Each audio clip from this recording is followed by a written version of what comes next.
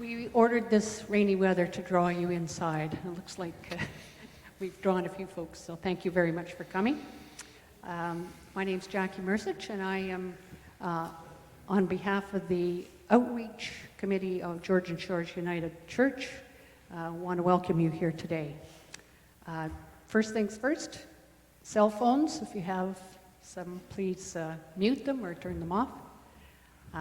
Washrooms can be accessed through either of these doors. It's a little bit of a convoluted route to get there, but there's one just around the corner here, and also a washroom downstairs. A little apology for some of the disarray. We're in the middle of painting the parlor, and in fact, Brian McCluskie is our highly recommended and superb painter. If you want any work done, Brian's a great guy to call. You have to get in line, so there's a little plug for you, Brian. Just put that on the tab.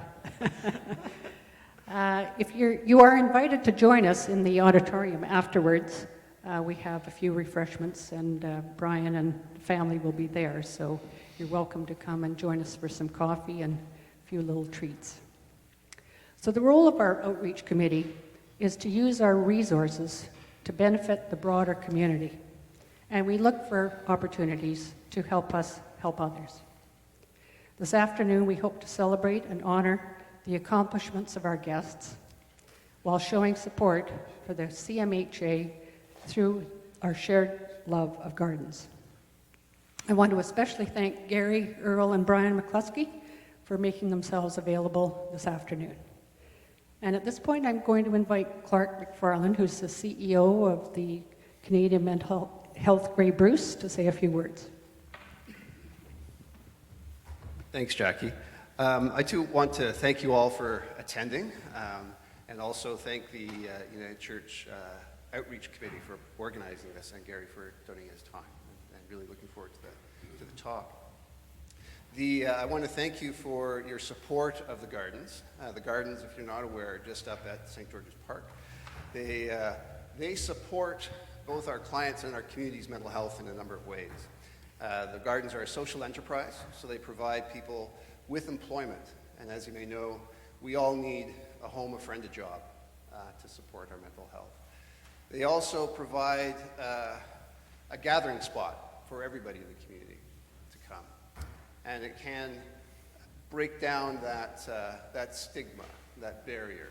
Often there's a lot of fear of people who live with mental illness or with addiction, and the gardens are an opportunity to come and share space and share time and conversation and discover that we're all human and have shared common interests. They also feed us. So they provide food or produce for our Fresh Fruits Cafe and our catering, but we also have a food forest, which is open to everybody. So if people don't have access to a garden, they can come and they can harvest from our food forest. They can teach their children about where food comes from and experience the joy of picking fresh fruit and vegetables, and to experience community. So your donations today are going a long way to helping our clients and are helping our community in supporting its mental health. So thank you so much, and thank you, Gary.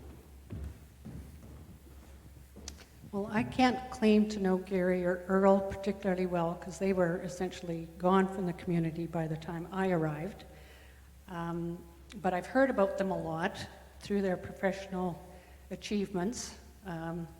And of course, Brian has lived here, remained here the whole time. So I know Brian, and I definitely enjoyed the company of Lance and Lorna over the years. And Lorna's with us here today. And she has been a delight to know.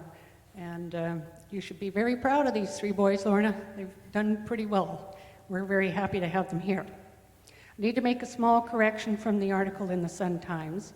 Earl and Gary, as I understand it, were born in Sudbury, and Brian in North Bay, so we can't lay claim to them being born here. But they moved here in 1969, and we can lay claim to their having received their public and high school education here. Their father, the late Lance McCluskie, was the Director of Education for the Grey County Board of Ed, and no doubt he ensured that they had a good education. Brian, as I mentioned, has done a fabulous job painting, and he's well known in the local area. Earl also has a highly regarded reputation as a sound recording engineer, and I can attest that former director of the Sweetwater Music Festival, Mark Fewer, has good things to say about Earl, so we welcome Earl here as well. Gary's developed a global reputation as a leading architect, working on many prestigious buildings throughout the world. And you can Google his name, I.E. McCluskie, and there's a lengthy list of all of his projects. But to name a few, the Four Seasons Ballet and Opera House in Toronto, the Ottawa Public Library, Symphony Hall in Montreal, and the Mariinsky Hall in St. Petersburg, Russia, to name a few. He completed his architectural studies at the University of Waterloo, and shortly thereafter joined the firm of Diamond and Schmidt, where he is still a lead architect. Working with Lorna on renovations in this very sanctuary several years ago gave me great insight into the family character, and I grew to appreciate the devotion and care to every detail. When those of us who are inclined to be get her done style of operation, you can still hear sighs of exasperation when on more than one occasion Lorna would say, well, I wonder if we just thought about this, or could we consider something else? And invariably, all of her suggestions ended up in a better product. As one colleague pointed out, Lorna wants every petal on every flower to be just so. As Deborah Borda, the CEO of the New York Philharmonic, noted in the CBC little clip about Gary's transformation of the David Geffen Hall in the Lincoln Center, good things are worth waiting for. I have no doubt that this attention to precision and detail, the genes are passed on and nurtured from the family. We'd like to believe that some of your formative years here in this church have had a lifelong influence. You've likely earned some credits, because as the saying goes, the devil's in the details. You probably have a whole lot of trouble if you're worrying about details. Please welcome Gary McCluskie. Thank you. Thank you very much, Jackie. Can you hear, everybody hear me? Super. And we'll get going. So I think we've talked through just what, I'll come down here so you can even see me better. For the afternoon, I'm going to do a little talk here, 45 minutes, about the story of Geffen Hall. I'm going to go over a little bit of that detail as well, Jackie, of other things that we've worked on, because they all were very much, of course, foundational for how this project came about.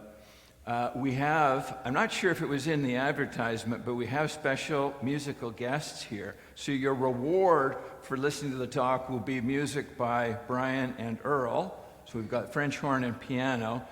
Just on the theme of music, we really, can't have an event talking about music without having some music. We've got they're going to do a run through, and then we've got the words on the screen as well, so everybody's going to be able to sing for that. And then I'll stay and answer some questions here for a little bit, for as long as people are comfortable. But also very happy to hang around for the refreshments next door in the gymnasium, and we can continue to chat there. I just wanted to start by thanking Julie, who I saw was over here somewhere, for asking us to be part of this. Very happy to do so, but she framed it as an opportunity. Our father dying a year ago, and still COVID kind of happening then. And as well as Jackie said, we're a family part of the church here for over 50 years, and Mom, of course, very much big part of all of these things. So opportunity to celebrate them, and our thanks to them. And you'll see these themes that Jackie mentioned. I think we're all so conscious, and become even more conscious as we get older, how much we are really had nothing to do with it ourselves. We are what we are because of our parents and because of community and all of that support. I'm going to set the stage for the Geffen project by just talking a little bit about the challenge. And then I do want to touch a little bit on the background of our work. So my work at Diamond & Schmidt, a lot of it focused on performing arts, music, concert spaces. So I'll touch on that a little bit. And so these three themes of our experience, core values that our office has, which we have come to think of, especially now as we're working outside of Canada, as really very much Canadian values. And I think we all know them, and it's kind of interesting to see them in a little bit counterpoint to our neighbors to the south and other places that we've worked around the world, and how others see those and value them, but how they are also, you have to sort of be aware of that, because it's not necessarily how everybody thinks. Sorry, I got to go back when I didn't finish my intro.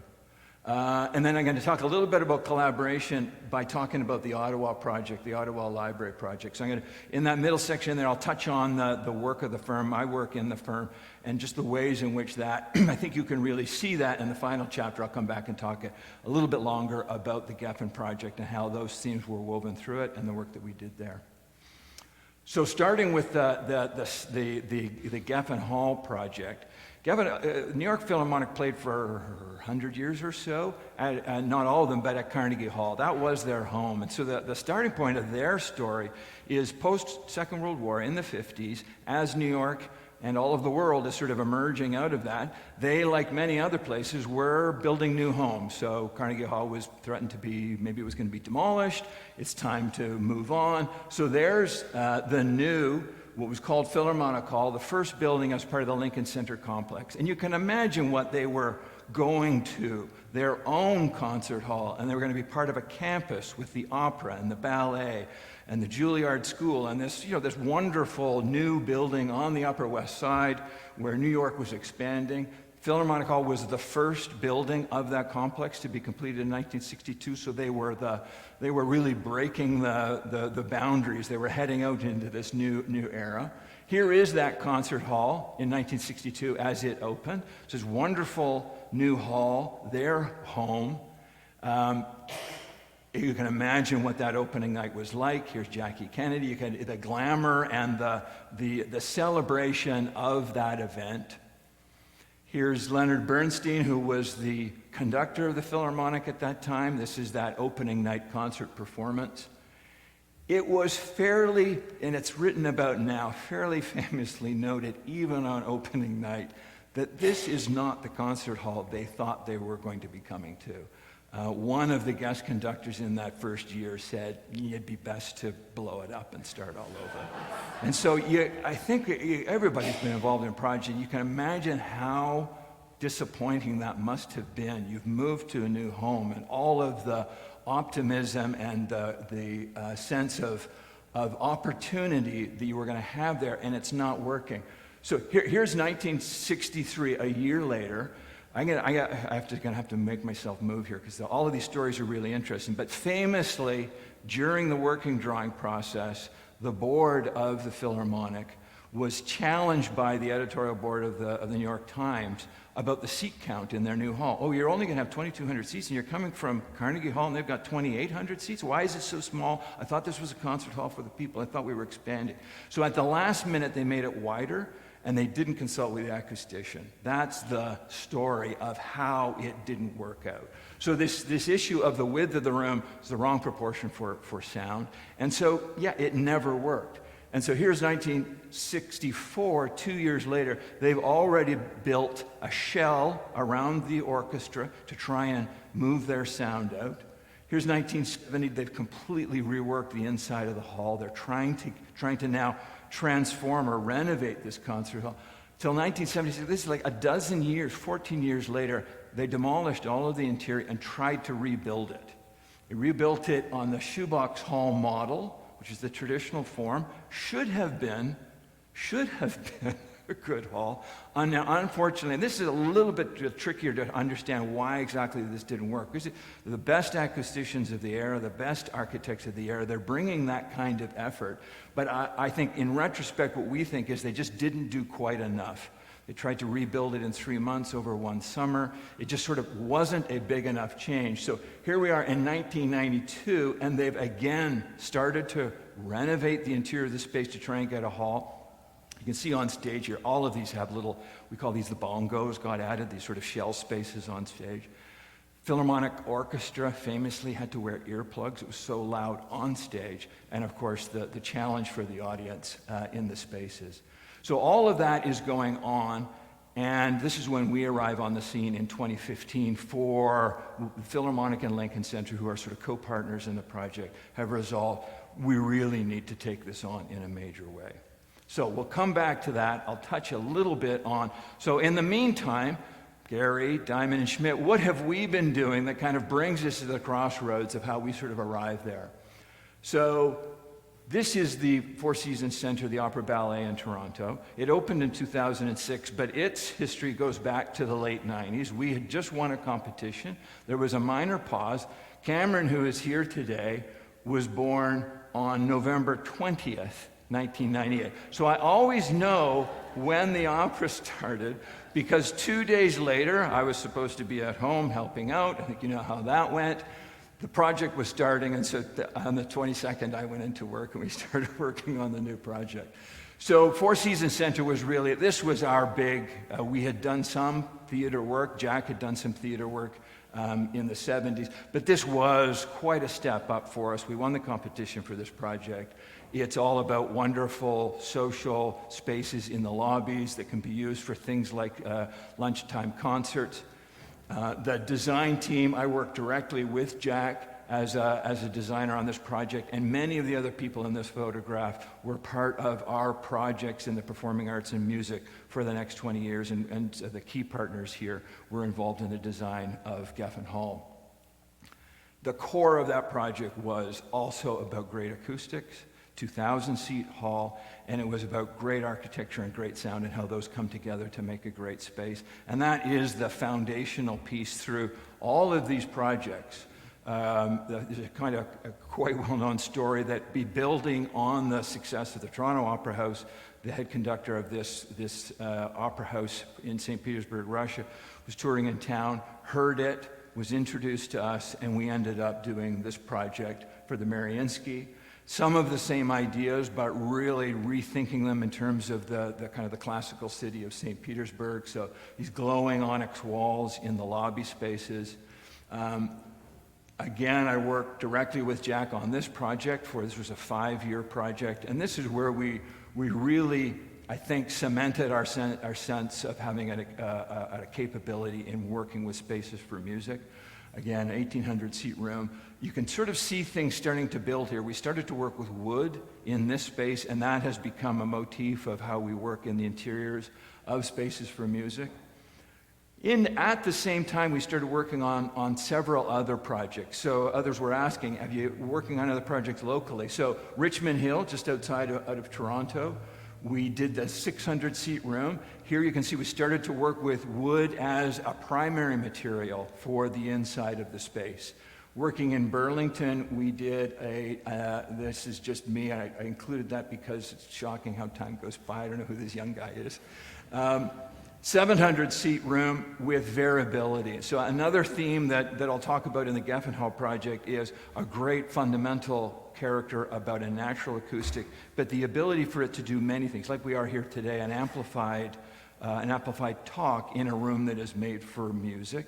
And this is very much woven into what the Geffen Hall was looking to do and what many of these spaces are. So here's the First Ontario Center in St. Catharines. This is its studio theater, but its 900-seat concert hall is built for Niagara Orchestra, for Chorus Niagara, for the symphony and choral works, but on a day-to-day basis or week-to-week basis, we'll be doing many other things like popular events. So the ability to do many things, I think, is woven into what a concert hall needs.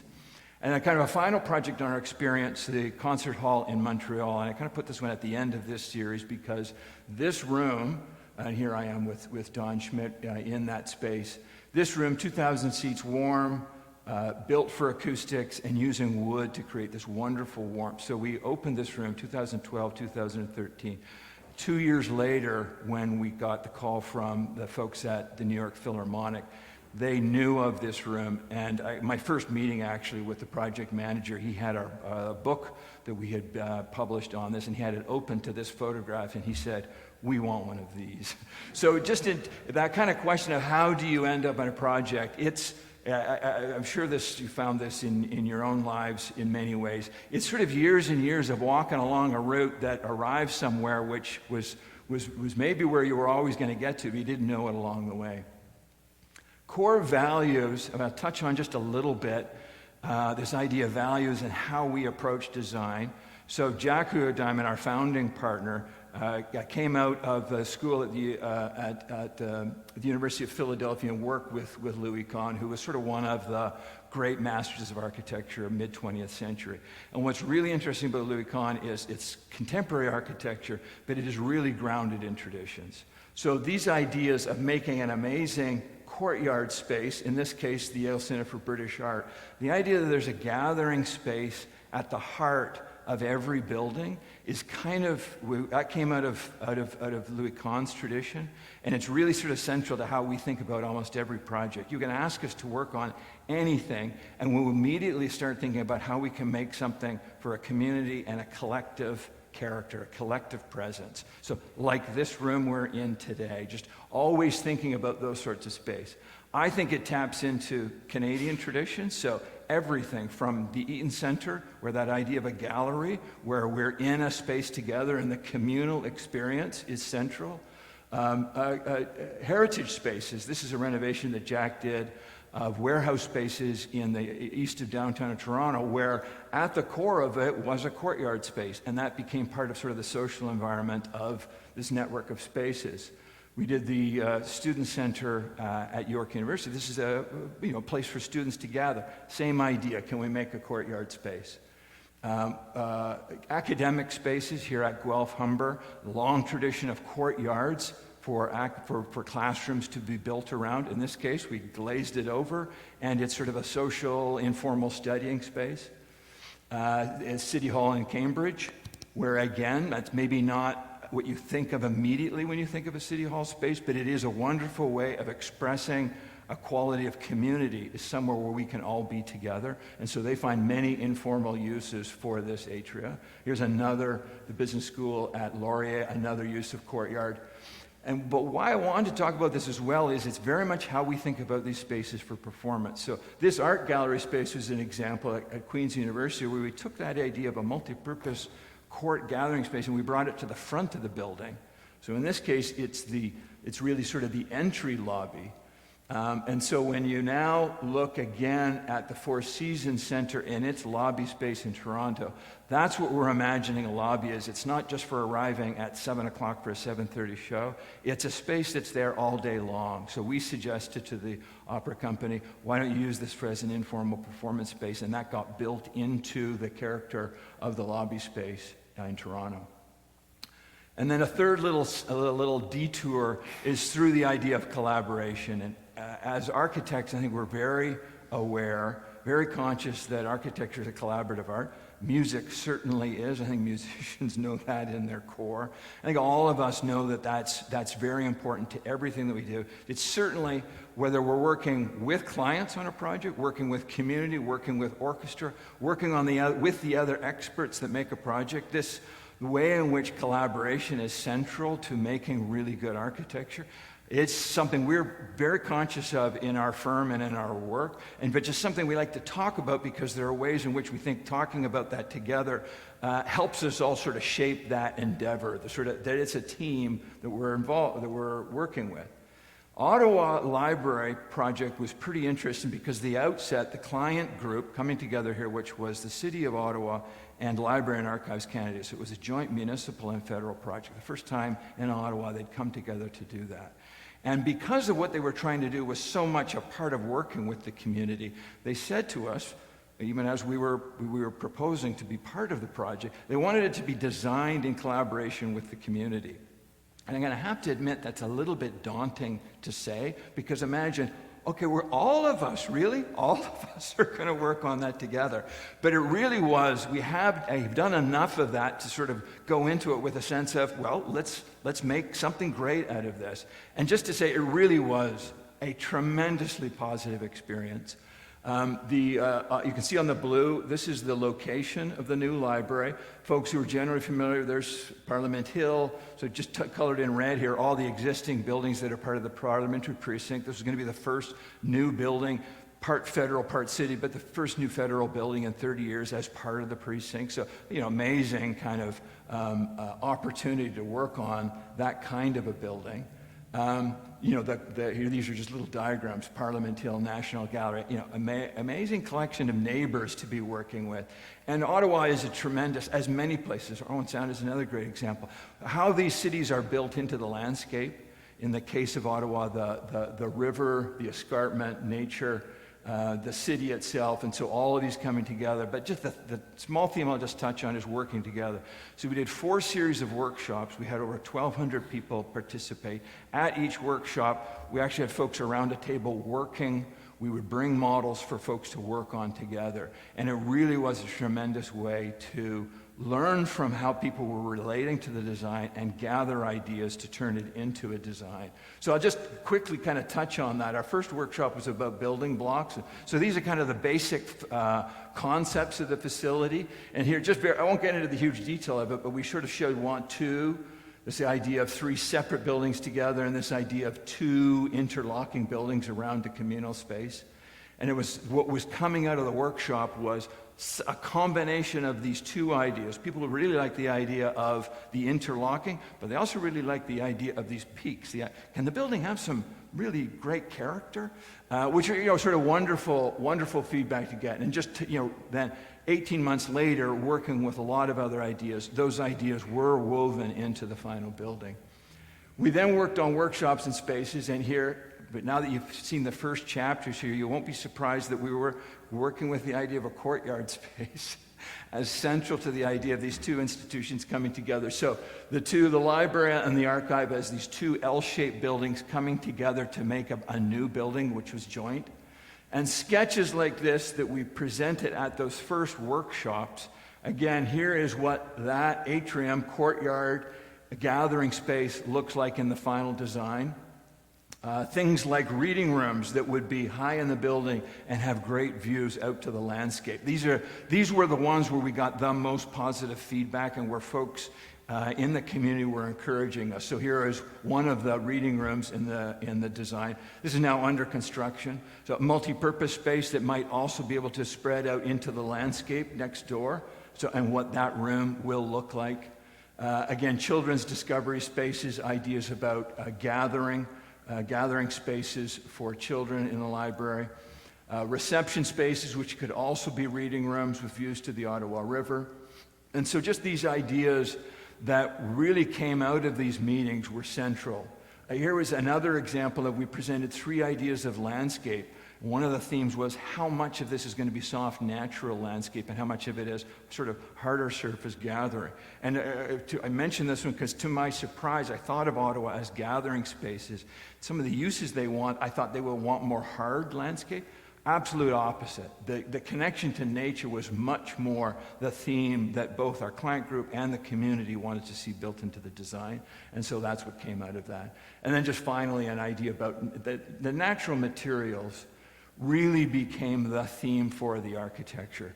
Where you saw at the beginning where we started off our design saying, well, we're working in Ottawa with Parliament Hill and all these amazing traditional buildings, and the themes that came both out of our client group and out of the public consultation, and we had another stream of Indigenous consultation, was really a challenge to us as the designers to come up with a new aesthetic that is representative of us as Canadians, as us as, in this case, folks living in Ottawa, really for the 21st century and the future, which it was the most amazing thing to be part of. And it certainly wasn't exactly what I thought would happen, but just this idea to be open to collaboration, to come in with ideas, but just have that that openness and willingness to have them change, I think is what, one thing if I've learned, is that's sort of the right spirit to come to a project with. So the ideas of water, stone, and wood. The stone happens to be being quarried not far from here right now, so Owen Sound Ledra had nothing to do with that. That just happened. But just sort of these themes of water, stone, and wood. And so now looking at that design again, the idea of the flowing Ottawa River as that kind of that overarching character to the space. But there's so much escarpment in that part of Ontario as there is here. And so that idea that the building core might be expressed by that. And the idea of wood and the warmth of that at the base of the building where folks come in most contact with it. And so those were ideas that were woven through. So back to New York, back to the Geffen project, back to our kind of our main storyline. We'll sort of rejoin the story here as we began on the project in 2015. If there was another half hour to talk, I could go through all of the design permutations that we went through. There was an entirely different design that we worked on from 2015 to about 2018, which was, it looked actually to completely rebuild the building. That version of the project, Jackie mentioned Deborah Borda, the president of the orchestra. She had been president in the early 80s. She went to Los Angeles. She came back, and within 2 months of coming back in 2017, she said, "You're going to close us for 3 years to rebuild this building? Do you think the Philharmonic's still going to be around 3 years from now? Like, where are we going?" So she put a pause on that and said, "Can we think about this for a second?" And really, well, that's what the new design emerged from, was this idea of, could we do it? And that the story there was, could we do it in 2 major phases over summer months, well, so that they could continue performing throughout their season? And that's the idea that got off the ground. Again, without the extra half hour, I won't get into it. That COVID came along. The Philharmonic closed for a year, and the Philharmonic and Lincoln Center, remarkably, in early May of 2020. So we've been kept working. It's been 6 weeks since COVID hit. Everybody remembers what that was like the uncertainty. They called us and said, "We're going to go fast." Or they asked us, "Can you go fast enough so that we can start construction immediately? So get going on those drawings. We're going to start demolition, we're going to start letting out trades. And by December of this year, if we can have raised enough money, we'll keep going, and we're going to open 2 years early." And it was just sort of, everybody remembers just the uncertainty and the incredible things that were going on at that time. It is for us, one of the amazing positive stories of COVID is that this project was finished 2 years early. And the leadership everybody knows how much leadership went on through that whole era, but that kind of leadership to say, okay, this is going to be a tough year, but how can we use this to do something really great? So just remarkable, and for me, it's one of those New York stories. We were working for a lot of clients around that time, and a lot of people who handled it with such bravery and such leadership. That group that just said, "How about doing this?" was sort of a remarkable thing. So that was 2015, but these concepts that we developed in 2015 are very much part of the final design. So the ideas, the concert hall itself really is very similar to that original idea. They were going to build things on the roof. The other design was going to do a few more extra things, but the core ideas for the concert hall were really constant from the very beginning. And so just to touch on this idea of coming from our experience in different performance facilities, one of the ideas was to really move away from the idea of a proscenium and bring the stage out into the middle, not exactly the middle, but bring it out into the room. The acousticians really backed up this idea. If you're closer and you can see better, our eyes are connected to our ears, and that it creates a stronger sense of engagement, and it's all part of a better experience, a better sound experience, but a better live experience. So the idea of moving the stage, I think, really comes out of a kind of a quality of experience. This idea of the social space, by moving the stage forward, that we could wrap the audience all the way around. And it's really interesting to hear musicians speak about this, because when they're asked, is that good for music? They're kind of immediate. We're working with a couple of the really well-known and really articulate musicians who said, well, the music that comes from an instrument, the sound, it doesn't go in one direction. It goes in all directions. So this idea that the audience is around us, to us, feels completely natural. So these were sort of the interesting conversations about from the side of the music. From the point of view of the audience, I think it's sort of fundamental that we as an audience are together in a space. We're listening and we're reacting to the music, and that subconscious knowledge about how we together are experiencing the music, I think reinforces our emotional connection to the music and to ourselves as an audience. That quality of live events, I think we've all, through the COVID years, come to appreciate even more and more. Just what are those essential elements of a live event? And one of them is just the spontaneous reaction that we as a collective have. So that way in which being together in the space reinforces our emotional connection, that I think is this fundamental idea of community and working in space. And then I could talk about collaboration from many different angles. One of our key collaborations on the concert hall, of course, is with the acoustician. We work with Paul Scarborough. We work with many acousticians. I think there's no question one of the great characteristics of a really good acoustician is the ability to work with others and the ability to work with us as the architect and to guide us without pushing us. And I think we know the same thing, and Paul is amazing that way. But it's ideas, this is what's essential for me, and then how for us together to both get to something that works well as architecture and works well as acoustics. So working with Paul, what I came to appreciate working with Paul is that the room itself is a musical instrument. The architecture that he is working with as an acoustician, that's our architecture as the architects, and that this room is the orchestra. You can take all those individual instruments, the room is how we hear them all together.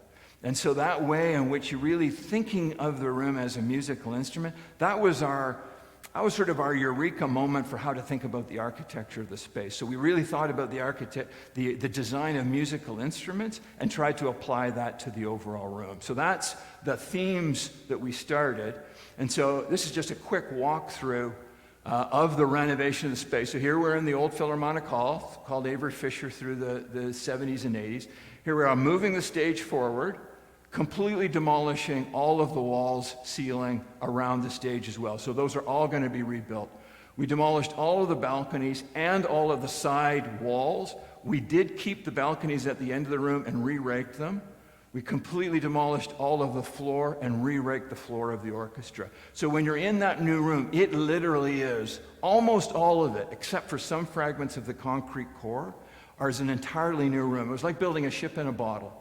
So we rebuilt two of the side tiers, but at different positions. The third side tier was essentially not retained. And then the new walls around the orchestra itself are slightly further away, much taller, and then a new acoustic reflector built into the ceiling of that space, and the rest of the ceiling as well rebuilt. And the new acoustic reflector, that's really kind of like the band shell for the orchestra.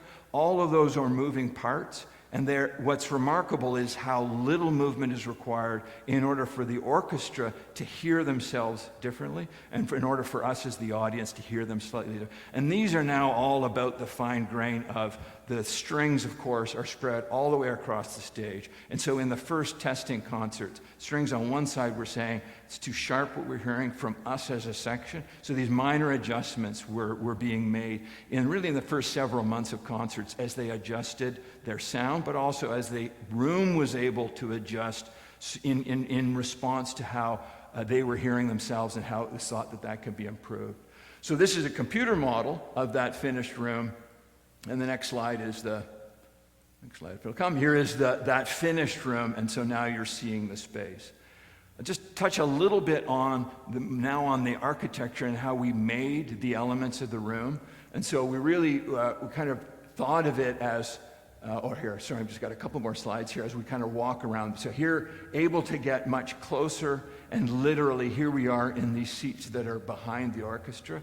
what I tell Earl's been down, others people have been down. If you're looking at the price chart, these seats behind the orchestra, they're the same cost as the seats in the third tier, yet you're right.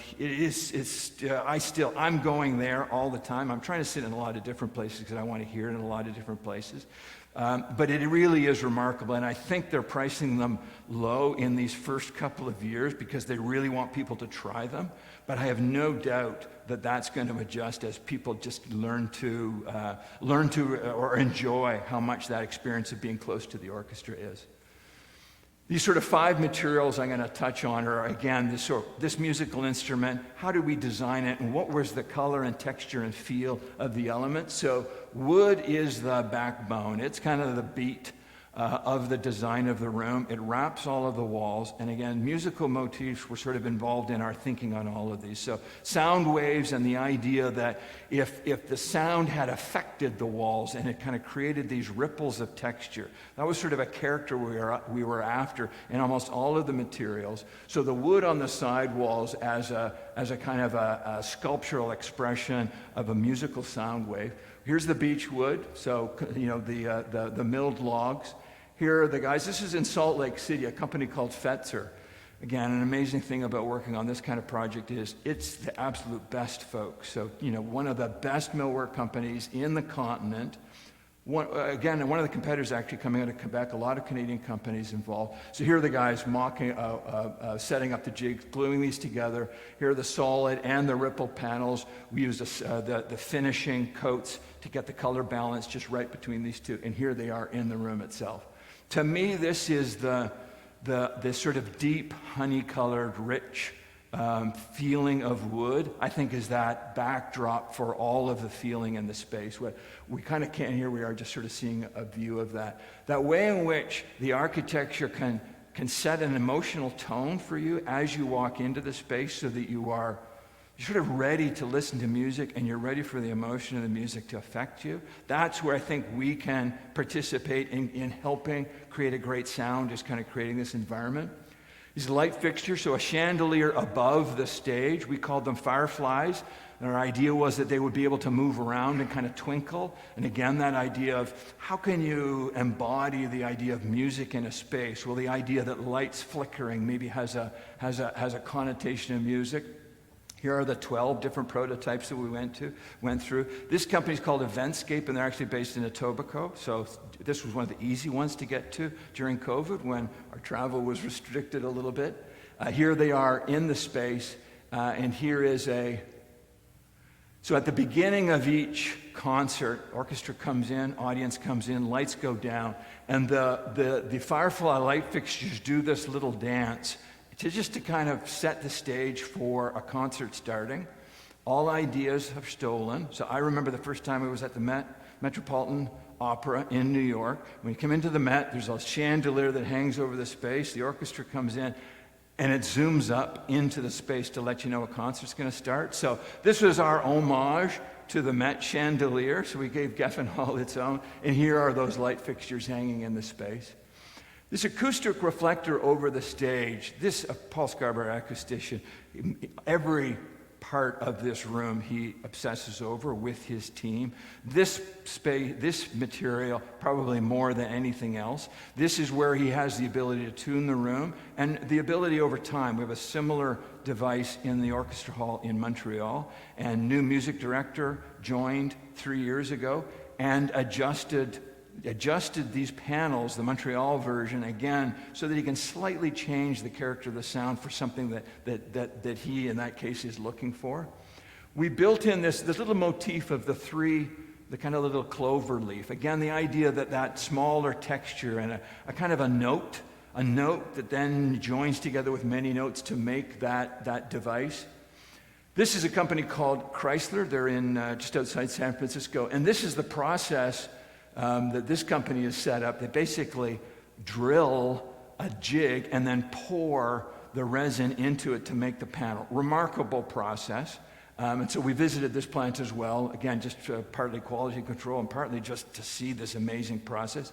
This little jig, that was a 18-hour cut to create that form. Each one of the forms had to be cut. Each one of them are single pours. They basically cut it into styrofoam, pour the resin in, and then basically scrape the styrofoam off, and it goes in the garbage, and you start over with a new one. So just remarkable processes for construction, and it's sort of a whole part of here they are in his yard outside San Francisco. Here they are above the stage. There's about 12 different panels, and there's a pair on each side, so there's sort of 2 of each. The mesh that hangs out over the ceiling itself, the Eventscape folks in Etobicoke also built this. Again, I've just got it. Here's just one quick. It's an amazing process of expanded metal. It's how they create it. But when the panels go together, you have to tie them together by hand. So this is a little Bosoms platform that they created so they could hang above here and tie each one of these little panels together. And I just thought it was representative of how much technology is involved in creating these architectural designs, how much handwork is still involved. You can imagine with the woodwork, even with these mesh panels, which feel like a prefabricated element, there's so much handwork that goes into creating the final design. Here they are attaching them to their frames. Here they are hanging in the ceiling close up. And here you can just see them hovering above the ceiling of the space here, above the audience chamber. The last piece on the materials within the room is the fabric of the seats. This one we designed in collaboration with another set of architects who were working on the finishes in the lobby spaces, so Todd Williams, Billy Chen. Billy's really well known for her incredible sense of fabric and material, and that's really part of the quality of the lobby space design. So when we were working on the fabric of the seats, Billy suggested this idea of flower petals as a kind of a character for the pattern on the seats, and her image was Pentecost at the Pantheon in Rome, where apparently, I've never seen it, I don't know if anybody has, they dump rose petals into the oculus of the roof, and they flutter down through the space. So you can look at it online. It's a remarkable image, obviously a remarkable experience, but again, it's this idea of how music maybe fills this space, the idea of these fluttering flower petals. So we took that idea and we came up with the idea that we would have 4 different sizes. So this is the artwork that we helped create. And then we had a fabric design specialist who helped translate that to 4 different sizes of flower petal that then are woven into the fabric of the seats. And then you can kind of see them, they're sort of used randomly here on the seat covers. The idea that they're larger size up on the 3rd tier, and as we come down the 2nd, 1st, and under the orchestra level, the flower petals get smaller and smaller and smaller, and the idea that they're sort of falling through space was the idea that, and here you can kind of see that. You have to be in the room to really appreciate that sense of the quality of the flower petals. So musical performance and a great acoustic was goal number 1 for all of this effort to rebuild the concert hall. In parallel with that, though, and I've mentioned it, is the way in which performance spaces work today is so broad. So this project, the Philharmonic they are the orchestra who performs at this space, but Lincoln Center, as their sort of co-owner, do many other kinds of performance. And I think everybody's organization, the ways in which you have to be really creative about how to fund yourself. Musical organizations, I think, know it really well. So they will do anything. They will host any kind of event, and they do many, many different kinds of event, many of which need amplification, many of which, like our event today, you need film, you need images, you need all kinds of different qualities, different kinds of techniques to be able to sort of use these spaces in a range of ways. So I got a core idea, natural acoustic, but 21st century film, sound, light, to be able to do all of these things. And so that was a kind of a parallel job of the design, was to create this. This is one example. That's the orchestra. There's orchestra mode on the left. There's the Philharmonic. If the Philharmonic once a year, as every orchestra does, they do a film night. So whether it's this year they did Jurassic Park, they do West Side Story, they do Superman, and it's a fun thing and it draws out another audience, but you got to be able to show a movie. You got to be able to do film. That's a different thing. They also do amplified events. They do chamber theater, chamber opera, just the different ways in which composers are working. They wanted to anticipate that as much as possible, and a lot of contemporary composers are including pre-recorded sound in a live composition, and a composition which will be performed live. So just what makes a great concert hall today is different than it was 100 years ago. And that was one of the really fascinating things about working on the design. So this is the Philharmonic setup on stage, and this is just a little animated video which just both gives you a tour of the room. There's the Firefly light fixtures, just showing that little sense of movement in the space was an opportunity. But what this first one is really just gives you a tour of the space. But what it shows you here when we stop is for opening week, they had commissioned this new composition, Oya, by Marcus Balter. It had 2 turntables and DJs incorporated into the Philharmonic Orchestra. And so they're sitting in the middle of the stage, and they had a complete lighting design, so you can see all the lights on the sides of the balconies, which was also built into the composition. So the ways in which new composers are working. This is a film projector booth which folds out to the back of the second tier. It's completely isolated for the room, so you don't hear it, but it is able to do Dolby quality sound and film, so that here's West Side Story. West Side Story was filmed on the site of Lincoln Center while it was being constructed. So not the new one, but if you watch the original, when they're doing those dance scenes against brownstones in the background, that's San Juan Hill, which is the neighborhood. Totally amazing, right? And Leonard Bernstein composed it, amazing story. So we saw them do West Side Story on one of their film nights. This fall, they did Jurassic Park, composition by John Williams. Just that idea of how do you sort of take advantage of the technology we have and the different ways in which music is composed.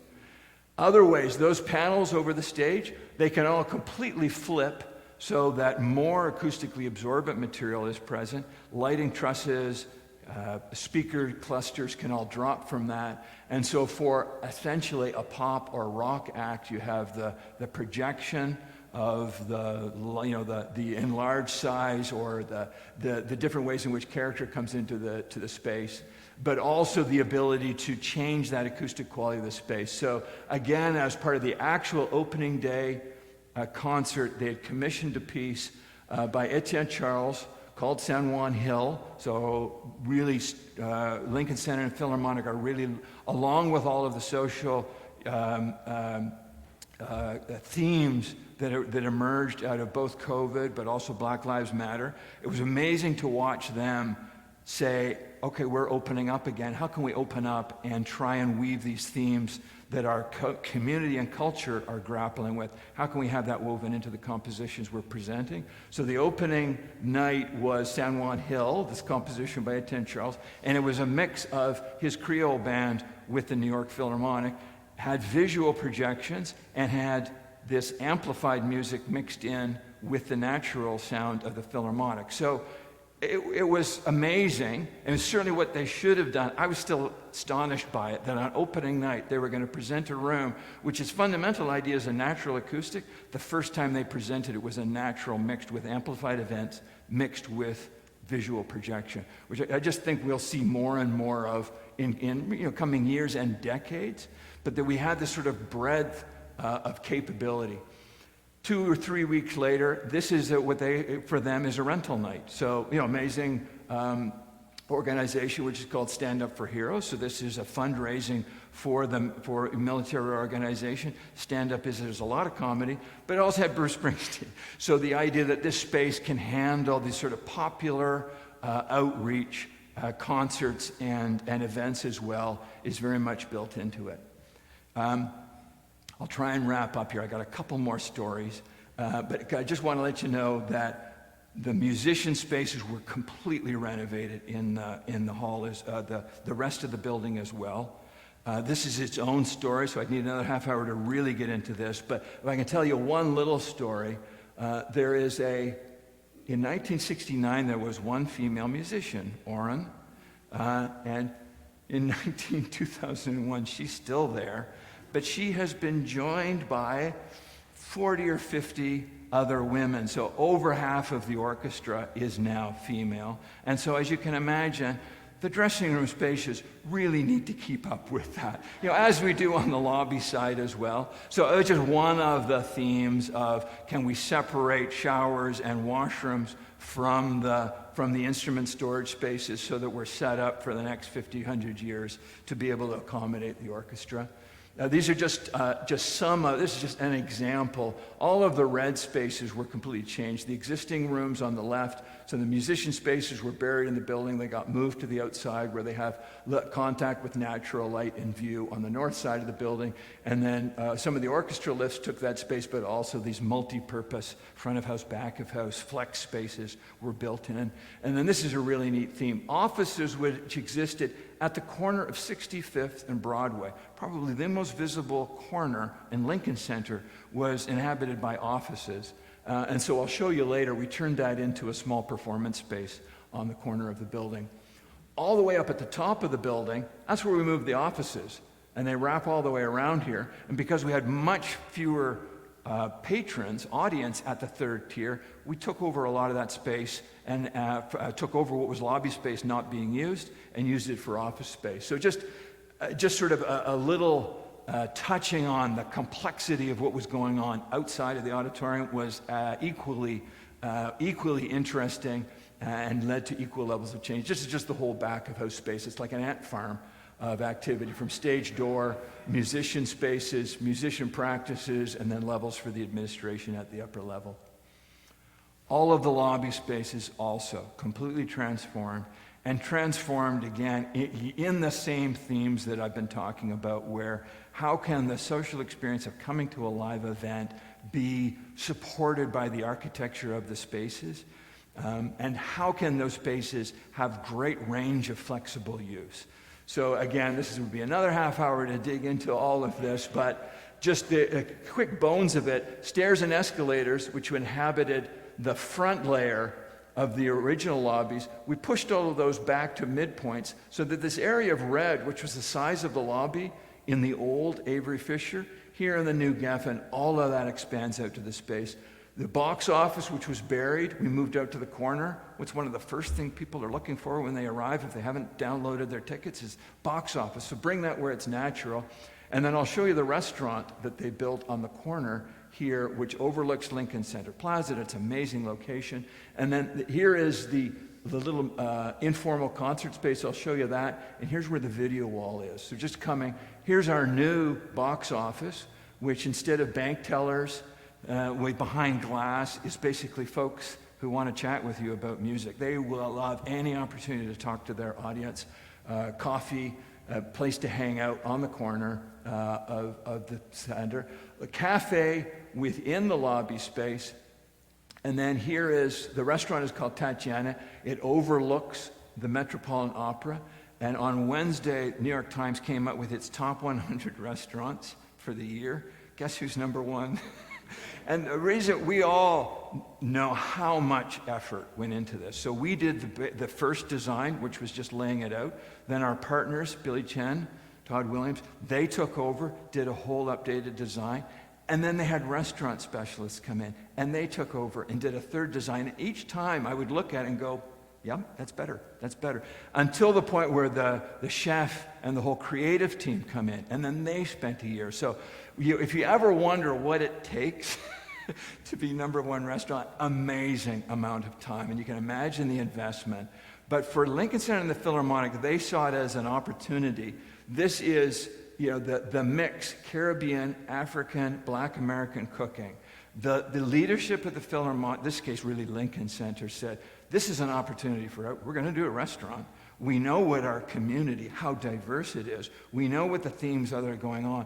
Can we bring this all together and present it in the themes and in the cooking of the restaurant itself, which was what they've done. You'll see that when I kind of go through these other spaces as we kind of come out. This 50-foot video wall that's in the main lobby at Geffen, at all the spaces at Lincoln Center. The ground floor you come in is kind of a public level, and the main lobby is a level above. It's the kind of the piano nobile model from Europe, We kind of took advantage of that and said, okay, that's an old way of thinking. If we were to completely redo the hall like we did in Toronto, we'd bring down the lobby to ground floor so you come in and you're there. That's how we think of it today. But we had this built in. How could we use it to our advantage? Well, this 50-foot video wall, at the time of concerts, they simulcast the concert. So Yo-Yo Ma was there in January for one night, 150 people in the lobby coming, because that's, it's a hard ticket to get. And they also just thought it's a way for their community on the Upper West Side. Where's a spot that people can kind of drop in, have coffee, have a snack, and just hear what we're doing. So the idea of outreach and the idea of breaking down barriers, very much that idea here. All day long, though, they commissioned Jacoby Shatterwhite. His piece is called Eclectic Dance Music of Time. It's an amazing 30-minute, slowly evolving video, all on the themes of composition, music, the Upper West Side, the San Juan neighborhood. Really, again, his theme was investigating this idea of the traditions of music and the traditions of artists and composition in New York. So, fascinating piece as well, but a way in which the arts, the other arts, are woven into the space. I mentioned this sidewalk studio, so they do lunchtime concerts here. They're doing after-concert performances with a few Philharmonic members will come. These are usually pay what you can, so you get there early because a lot of people come, and it's a small space. But it's visible to the sidewalk, and it's visible to Broadway. We're at this amazing corner, and when we arrived back in 2015, one of the things we were kind of astonished by was you've got this building which is glass on four sides, and you can't see anything happening inside. So much of what we were doing, whether it's moving the box office to the corner, move the restaurant to the corner, move this performance space to the third very public corner, so that when people are walking by, they are engaged and are drawn and are welcome to come in and see what's going on inside. So here's that idea. Again, at the upper level lobbies, so this is at the second level. Again, we wrapped the corner here. You see we added these little pontoon spaces to create a sense of togetherness in those lobbies. And then the same thing at these back two corners. Again, they were just stairs before. We demolished the stairs and used them as informal performance spaces as well. And again, just this theme of here it is, pre-performance, the audience is just about to arrive, and here it is on Saturday afternoon hosting a performance in the lobby space. So again, just this idea that they're wonderful spaces for gathering. You can imagine the backdrop here of Lincoln Center. It faces south in a city that doesn't have very many spaces that receive direct south light. So just the opportunity to take advantage of these wonderful spaces, and then step outside of the lobby.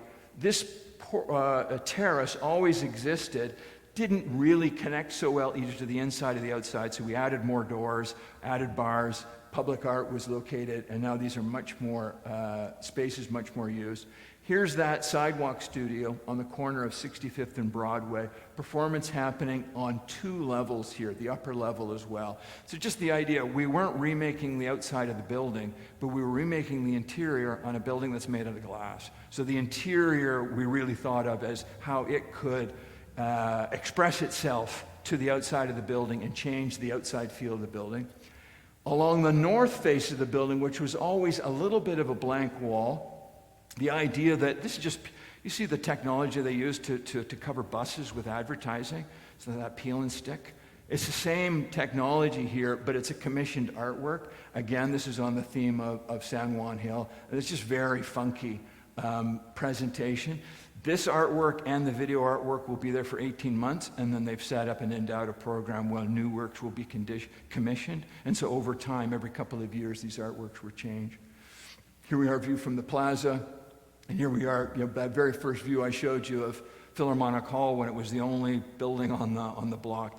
Here it is not only connected with the rest of Lincoln Center, but now much more connected to the community of the Upper West Side, obviously New York and folks coming from around the world. But that idea of really connecting to their local community and really connecting with the themes that are in the culture and that our culture is grappling with. And then finally, so opening night, as you can imagine, was pretty spectacular. It was actually an opening month. So they did several series of performances that then ended at the end of October with two galas, Popular Music Gala and Philharmonic did Beethoven's Ninth.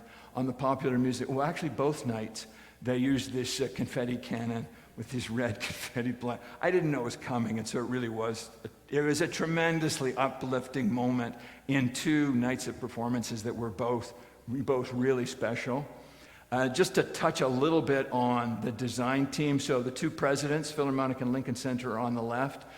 Standing beside me is Paul Scarborough, who's the lead of the acoustician team. On the other side of me, Josh Jacks, the lead of the theater design team. So these sort of three key collaborators on the design side. And then Todd is on the left, and Billy is in red in the middle of the picture. Our architectural collaborators, they're working on the public spaces. Just representative, again, of how much collaboration is part of projects like this, projects that I think everybody works on. It's always about us working together. So here are my other leaders. So these are the other principals of the firm, Don Schmidt, Sybil Waugh, Matt Lela, all of these on the architect side. We are, again, there's a collaboration on the leadership project, and this is probably about a quarter of the architect team from our office that worked on the project. So all the way, this is the largest team I had ever led. We had 35 people, architects, just in our offices, joined by probably 10 more folks from Todd and Billy's office, so architect team of 45 or 50.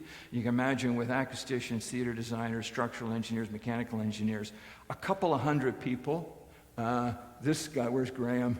Graham, Wednesday afternoon, ran a meeting where he coordinated everybody for 4 hours every Wednesday afternoon. So each one of the leaders on our team, just an incredibly key role in guiding this whole process. But if I don't want to go on too long here. Go back to, I talked about values and Canadian values. So when the first version of the project kind of capsized, and so they fired all of us, they said to us, don't go far away. So within 2 months, we have been rehired. Acoustician was rehired. Basically, all of the other consultants were replaced, structural engineers, etc. But why did they keep the Canadian guys? Well, folks in New York, like everywhere else, this thing of working collaboratively and listening and, okay, I know what you're trying to do, I know what I'm trying to do, how do we do that together? That's not actually universally that's not universally understood and not universally valued. And I get it now. I've worked in New York long enough to know they step forward and start talking, and they're trying to get things done, and you got to talk loud and you got to talk fast, because guess what? There's 16 other people trying to do the same thing, and if you don't get out there and get doing it, you're going to get steamrolled. But that value of actually working together, they saw it.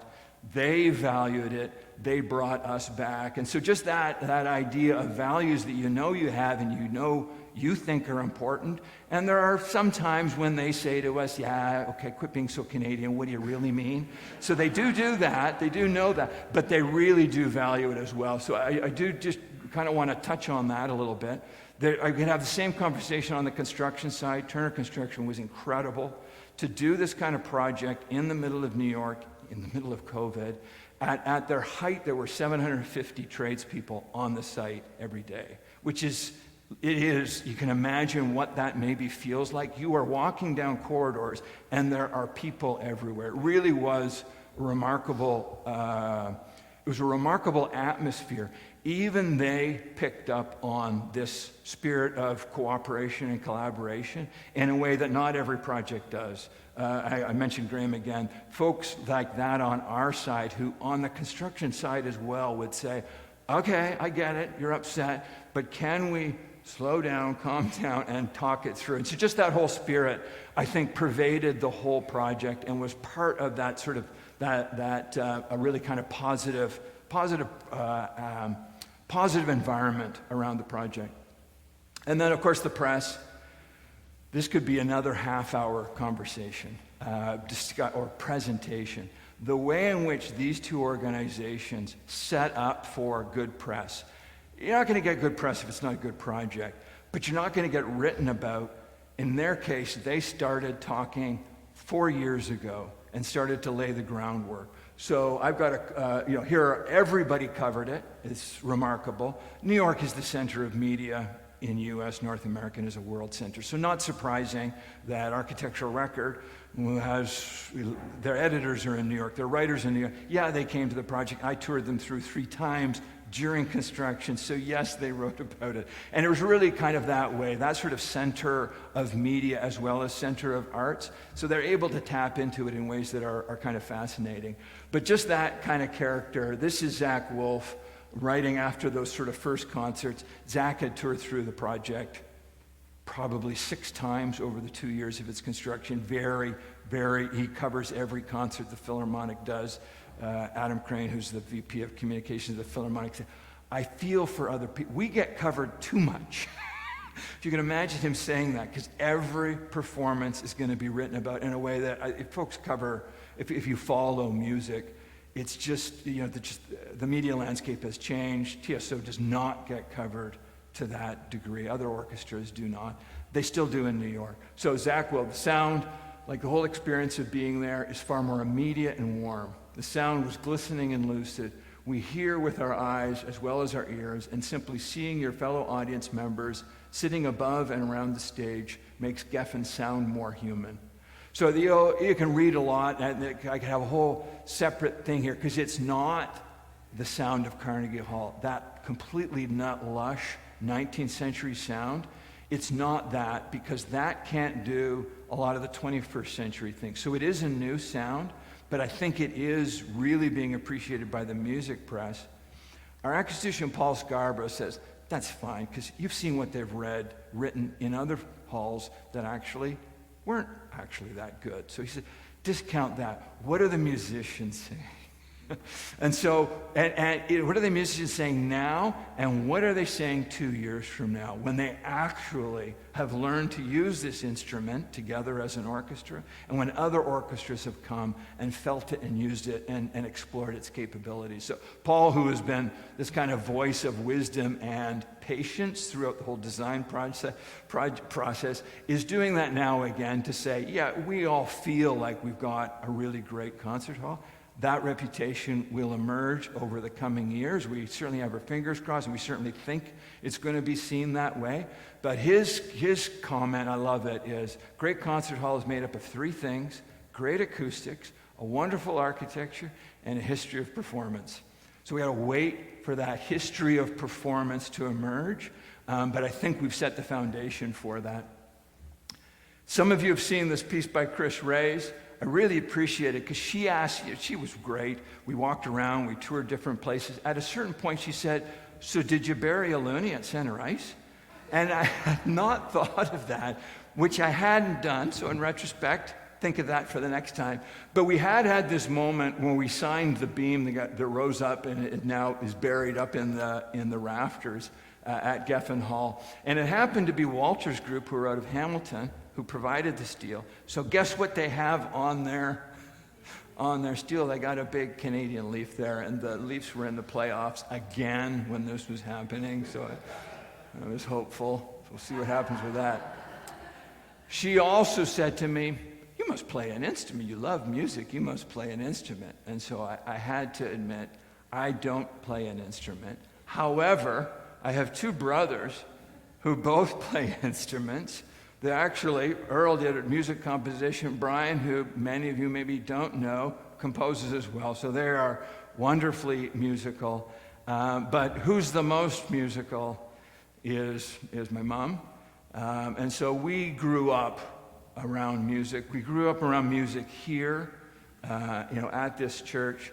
But we, as you can maybe imagine, I don't know if, it's one of those things you kind of grow up and you just assume that's what everybody's household is like, that there's classical music playing all the time.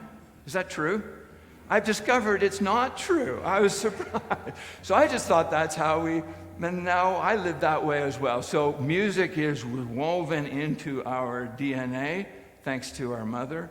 And it just was, along with you, Julie, asking me to do this, it was one of those moments.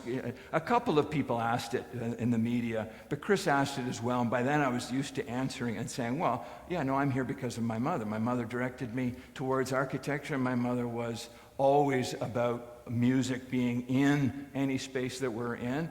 And so for me, it's just completely natural when given the opportunity to work on a space for performance, a space for music. What could be better than that?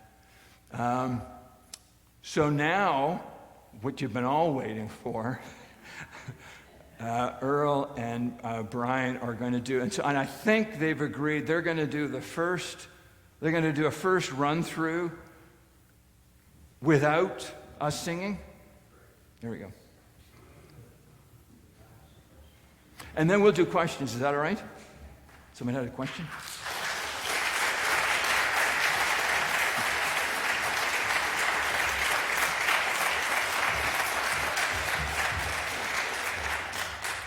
I've got the words up here, so after they do a verse, I'll put the words up, and there are three verses. Excellent. But I guess we'll do it 4 times. Once, so we can really. So I just thought I would open with just a couple of comments. First thing about the music that we're going to play. It's a work called In the Garden, which started as a hymn from the 18th century, I think. I didn't explore it too far. So it's had a huge heritage. It's probably best known in a version that Anne Murray created, which in one of the last CDs that she recorded, not the very last, but certainly one of the last ones, was old hymn standards that are part of the core of her soul. And the piece is called In the Garden, and it has a lot of relevance to our family because our mother and father both were very, very prolific gardeners. If you visit our house in the summer when they were active, how they managed to make a perennial garden behave as they did so that it looks not perennial but maybe annual, I think they got that from learning how to make us behave, and then they just transferred that information that tactic to the flowers. So it was a meaningful song. And when it came time to bury our father, which was last spring, we were looking for an appropriate piece of music, and this one really stuck out for me because I had started playing it when I would come to visit my mom in the car, and she'd instantly start singing. Now, she is a lover of Anne Murray's music. From very early on, I would be playing her Snowbird, which was her most favorite piece, or famous piece, on the piano. And my mom would be singing along, and she'd be out cooking dinner, and I'd be at the piano playing this. And it never occurred to me that that was anything that was unnatural. That's just how our house was. So we then performed that. And it was a version that Brian's wife, Kara, sang, and he played the piano for. So when it came time for this event, we thought, well, that kind of it responds to our parents, and it sort of ties into the time of the year and the theme of today's event. Just 2 other things. I'm a sound engineer. I can't help this. That's the pop filter that stops it from doing what you heard it doing, exploding on the floor. Where was I going? So Gary with his absolutely phenomenal concert hall, and I've managed to visit or work in, which I'm very, very fortunate in my line of field. I end up going to many of these halls. The one that I really seriously regret that I didn't just figure out some way to finance was when he opened up the Marinsky Hall in St. Petersburg. There was an opportunity that I could have gone along with friends, and I somehow thought, that far away, and I don't know what it is I was thinking. I really regret that. But I've been in the other halls, and most recently, the Dave Government Hall last November. And I happened to show up. It was a weekend that I had free, and I was looking for a time when I could get a seat, and Gary was able to snatch one for me. I didn't even know what was being performed. So I walk into the hall, prepared for anything except it's going to be the New York Phil in a brand new hall. And the conductor was our brand new Raphael Peyer, who is the conductor of the Montreal Symphony Orchestra, who's just an absolutely phenomenal conductor. We're going to hear more of him. And he was there, and they were performing a number of works, one including Shostakovich Symphony number 12, which I did not know. Shostakovich has, I think, 15 symphonies, and I know 3 of them, and the others I didn't. This one I didn't. So I'm sitting here not knowing what to expect. Shostakovich can be fairly he was, Russian throughout Stalin's era, and it wasn't all a bed of roses for him. This is a work that explored a lot of his angst, and so there's a lot of that. And then towards the end, he becomes incredibly powerfully positive about his outlook on life. And to sit in that hall, I know what a good concert hall should do. I know what a good orchestra is.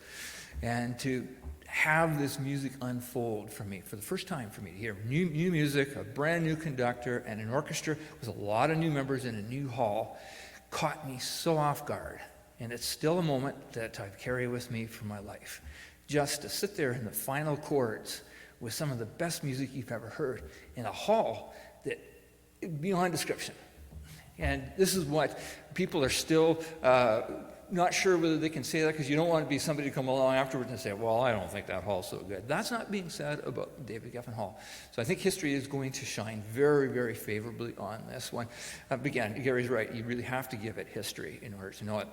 The orchestra has managed to really boost that possibility. And here I am talking way too much, but boost that possibility. They have secured the world's leading conductor, Gustavo Dudamel.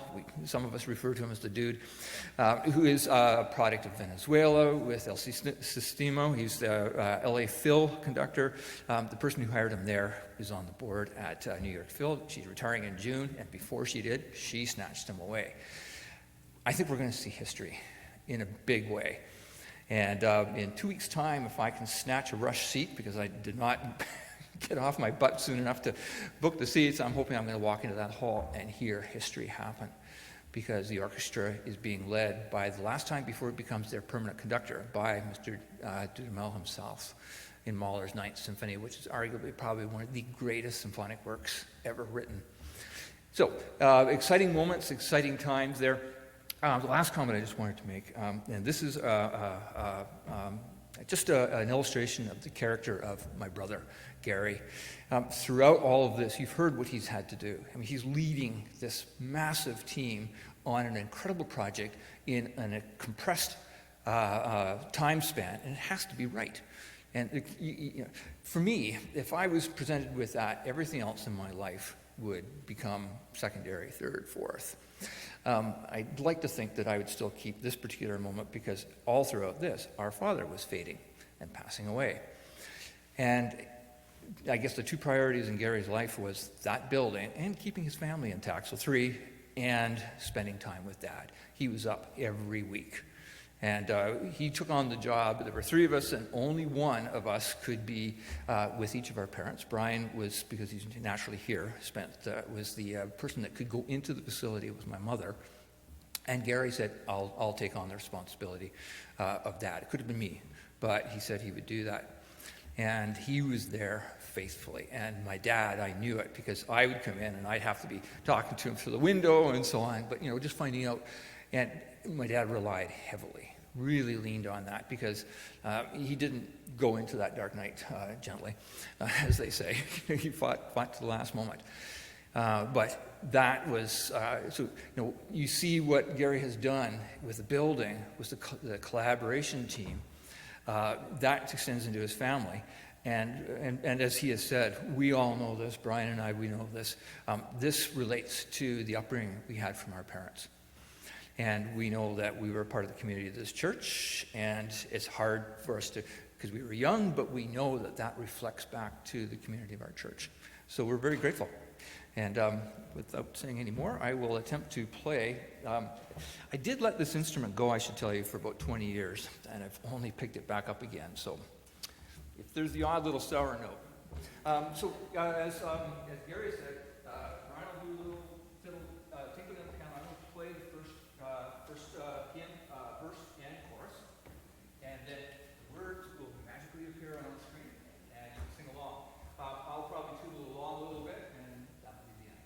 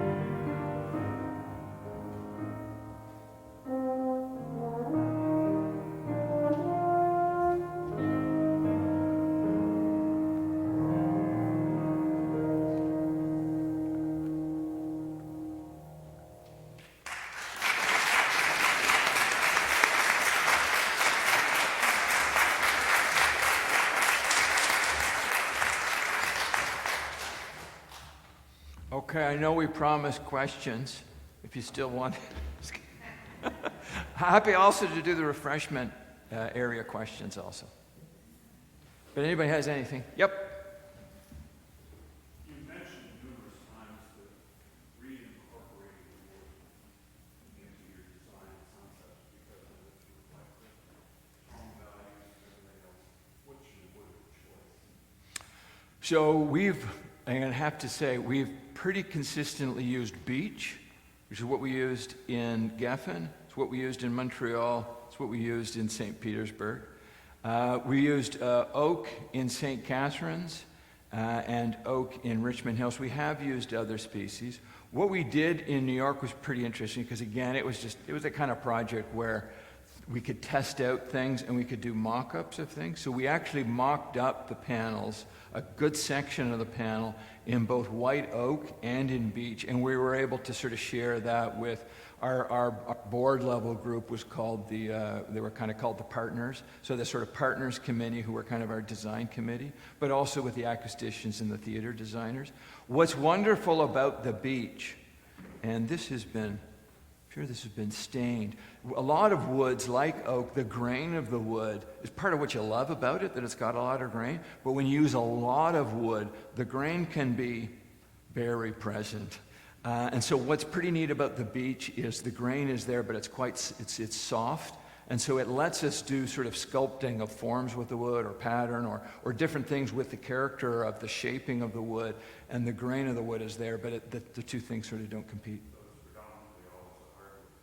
And then always hard, yeah. So I mean, maybe should have started with that, and it's sort of really part of the design conversation. There isn't a material in the wood that we haven't, in the hall and in the design anywhere, that we haven't started with in this case, Paul Scarborough, our acoustician. So before we do anything, we'd start with Paul and say, so what kind of materials can we be considering? And certainly wood is one of those, but as soon as we start talking about wood, he's giving us hardwoods for sure. And then he kind of gives us a range of woods and the properties, and that reflective quality is really important. Yes? I was wondering if in the halls that you see where acoustics don't work, if you guys identify what are the classes of space that people have made in misunderstanding acoustics, the things that create the dead spaces or is there common errors? Common errors. So, and I should be clear that I'm speaking as an amateur acoustician, but now having worked for, Cam's 26, 24. So I got 25 years of working closely with acousticians. The keys, the Acoustics 101, the things that they start with at the beginning, at the outset of project, is proportion, shape, and proportion of space. So in analyzing, I think using Geffen as an example, Paul knew going in that we were going to be removing the old hall, but he did know in the center of that building, if you think of it, okay, there's a donut now, and in the middle there we've got a volume. He started out by analyzing the size of that volume. Says, here's how many cubic feet or meters of space that we have, and his starting point was how many people, got a full orchestra, how many people will be able to comfortably be in that space and still have a great sound? How wide is it? How tall is it? And how long is it? So he started out with those fundamental shapes. And really interesting, I mean, each one of these they're really cool rabbit holes to kind of get into. But Paul starts with, they are scientists as well as artists. So Paul, as every scientist, you start with comparables. So knowing that volume of space, Paul then brings all the comparables of spaces around the world that are similar to that volume. And he'd share with us, and he'd share it with the partners group, the client group, his observations and his sort of points of departure about how then he felt we would have the great bones to start working with in the concert hall itself. So I come back to that again and again when I see a space. I think that Roy Thompson Hall in Toronto is a pretty good example of a really good orchestra, and what is a wonderful looking room and feeling room, but which is wider than it probably should be in order to really create that reinforcement of sound. When you're talking with acousticians, you were mentioning wood, but every surface they look at, they see it as an opportunity for reflection and sound energy in the room. So these sort of the kind of the 2 or 3 sort of starting point. There's nothing absorbent in a concert hall other than the fabric of the seats that you sit on. They see everything as an opportunity for sound energy to be shaped around the room so that you as the audience are hearing that sound in a full and rich way around you. Yes?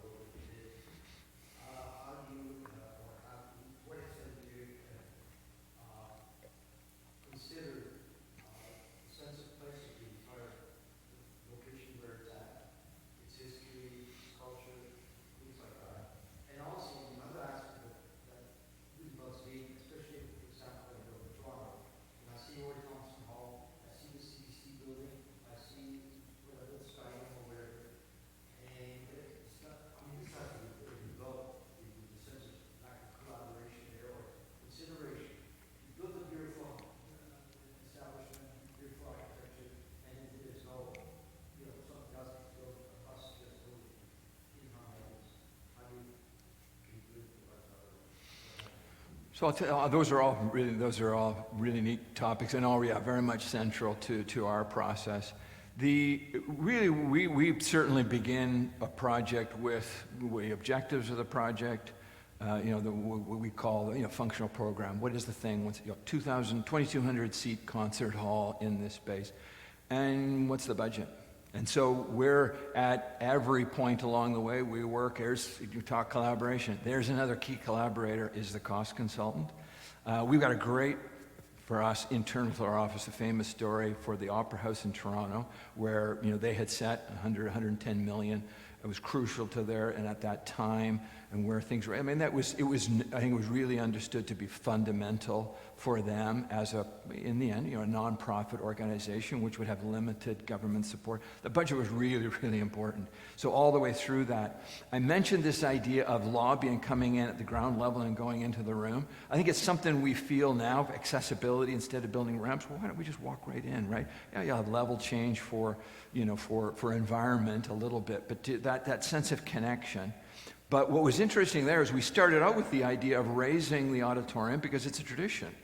And our cost consultant is the guy who said, okay, I know what you guys are trying to do here. It strikes me, if you could remove a whole floor and make your building a little more compressed, I could save you a lot of money. And it's one of the early aspects of the design where the cost consultant made a suggestion, which we immediately saw as, okay, man, that's actually going to make our building better, more connected.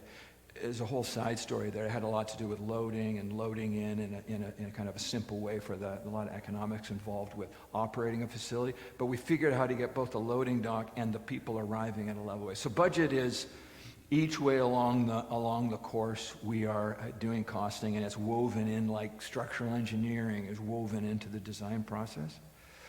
The idea, the theme of fitting in the community. So we're designing a building in Toronto. I think we're from Ontario. We know we're connected to that community. We certainly will be reaching out to, in that case, the opera company, the ballet company, and the community that we're working in. I think the Ottawa project maybe for me would be the great example of literally through particularly the design stage. We did these 4 meetings. I'd never done community consultation really woven into. We met with the client to show them those 3 options, and within a week, we had a public meeting about it. And as I told you, I'm still, like, even just saying that makes me nervous. Because you go into that and you got to be prepared for the directions you may go, you can't anticipate. What was clear right after the first meeting was we're pretty knowledgeable, and we had 2 really good client groups who were very knowledgeable. And what we found was we were hearing similar. We would hear weighting would be different, but we were hearing comments. And so by being really well prepared, we were ready to kind of we were ready to receive the direction. So that idea of building with community, I think that's always part of a project. In the Geffen project, that was much more the Philharmonic leadership and its orchestra and Lincoln Center leadership.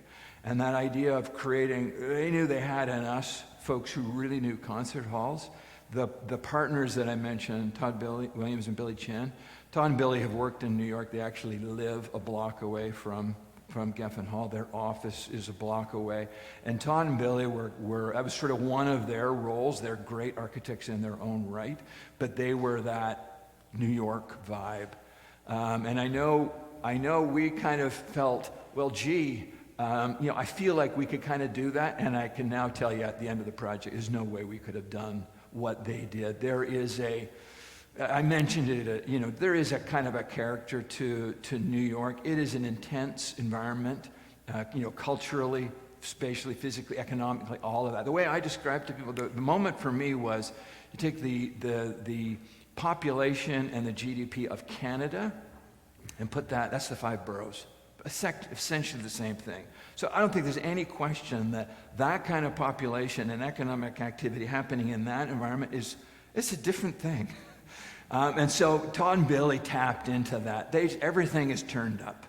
And they brought that to the interior architecture in a way that I think, we would often be like, really? You're going to? And, you know what I mean? Over time, we would kind of get to a sense for what that was doing. So that was pretty interesting.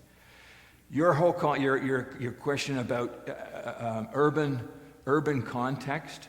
The example of this project that I think is pretty interesting is I mentioned the previous version where we were going to keep the shell, but we were going to blow out the roof. We're basically going to change the urban form, not as dramatically as Roy Thompson Hall next to the CBC, but in that way that was not going to be in keeping with the urban context there, Lincoln Center, which has quite a wonderful scale and character for that part of the city. And I think those characteristics of building in place, I think literally in the time between Roy Thompson Hall being built, whatever, that's only like 30, 40 years ago, right? Not that long. I think our appreciation for how important those nuances are of urban character, I think we've kind of come back to realizing that.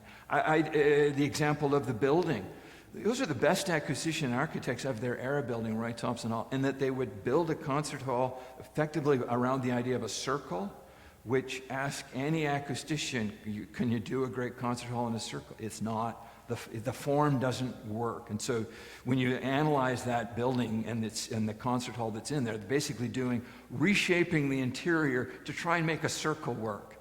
And so very challenging. I think those similar ideas were happening in urban form, where Arthur Erickson was asked to make an iconic building effectively, and did, but an iconic building that just did not have enough to do with what's going on in its context for it to feel like it's in the city and making sense there. And that's a balancing act, right? Which you sort of see, I think our culture asks for it. Everybody loves the Frank Gehry buildings. Rarely are they part of a context. So this sort of dynamic between iconic and special and celebratory and making sense in your context and being part of a neighborhood, we're often finding I think it's a kind of a pendulum that swings a little bit. Yes, sir. Do you think the acoustics are a matter of subjectivity and that there are tastes in acoustics and there's learned behavior in acoustics where people learn to like certain acoustics, prefer that as opposed to some other acoustic? So for some people, we come into a space like this and say it sounds dead, somebody else will say it's fantastic. How do you reconcile the difference? And is it something that you develop, create the sound, and then people learn to love it? So that's a really interesting question. I'm going to answer, but I haven't thought about it a lot because it's a really interesting point. The things I could answer are, because I started on that curve as well when we started on the Four Seasons Center, like acoustics, like what is this? And I can tell you, and I can now, when I sit in a space, amateur acoustician, but I've sat in spaces, if you're in a room for music and the music is around you, you can hear that. And you might not have the language in the first time you're there and the analysis to put words to that, but you do feel it. And I think that most people, I think all people can hear and appreciate those rooms that sound better. And that sort of better and worse, it's because it's quantifiable. That sense of envelopment is not learned. That is the physical sound waves are wrapping around, and through that shaping of the room, it's gone beyond you, and it's reflected back off of back and side walls, and you're feeling it as a three-dimensional thing. So it's certainly physics. Warmth, reverberant time, clarity, all these words that you'll hear, acousticity, all of those are observable, which all of us were working with for fairly similar sets of years. So we certainly are all appreciating that. There is when we're working on the Opera House, sometimes some board members say, we're spending a lot of money here on some of these elements of acoustics. Did everybody hear that? And I know one of the acousticians said, you know what, in some cases 80%, 90% is probably enough for most audience. But there's some people, and your musicians are certainly those people, where that 9 and 10 out of 10 that you're striving for, they will appreciate it. And now we're getting to the area that I actually haven't kind of thought, because it's a great question. But that was our acoustician at that time, Russ Johnson, saying, those are the people who are the ones commenting about the quality of your space and are about that kind of the reputation that an orchestra has and that its based on. And so that is, even though maybe most of us don't appreciate that finer level, it really is for some of the people you do want to reach, some of your audience members that you do want to appreciate. You're doing it for them as well, because they kind of help all of us understand that. So those are sort of things that I've heard.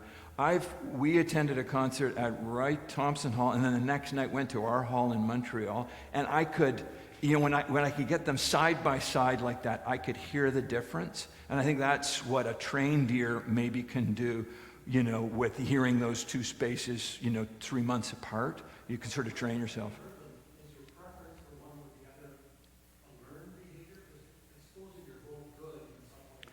But what I'm telling you is it's like volume. If it's not loud enough to hear, and now it's loud enough to hear, do you know what I mean? That's not a preference thing. It really is it's a qualitative thing. And that's where these like this envelopment, that's why I always stress it. That's the one I think for me is most kind of crucial to feeling the acoustics of a space is feeling the three-dimensional character of music. That was the great criticism of the old Avery Fisher Hall. You felt like, and it sounded like the orchestra was over there, because the sound, by the time it got to you, was sort of weak, and it didn't fill in around. Gary, I don't want to interrupt the very great questions, but I think there are some people that probably need to get on the way, and I would suggest anyone who has questions beyond this, we can take them into the other room and ask you there, if that's all right. But I really would like to thank you and your family very, very much. Very interesting.